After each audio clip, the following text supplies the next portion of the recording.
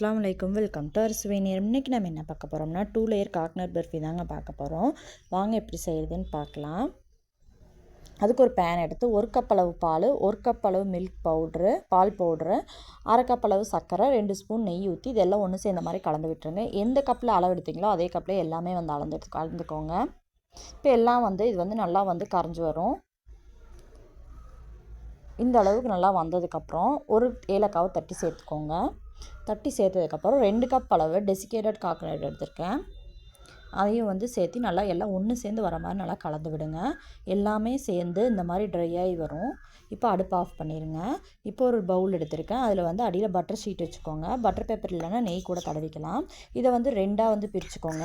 ஒரு லேயரில் நான் ரோஸ் மில்க் எசன்ஸ் சேர்த்திருக்கேன். உங்களுக்கு என்ன ஃப்ளேவர் வேணாலும் நீங்கள் சேர்த்திக்கலாம். இன்னொரு லேயரில் நான் எதுவும் சேர்க்கலை.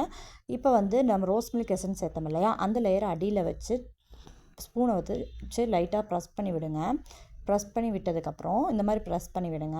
இதுக்கப்புறம் நம்ம ரெண்டாவது எந்த ஃப்ளேவரும் சேர்க்கலைல, அது நம்ம மேலே வச்சு அதையும் லைட்டாக ப்ரெஸ் பண்ணி விட்டு ஒரு 1/4 மணி நேரம் ஃப்ரிட்ஜில் வச்சு எடுத்துக்கோங்க.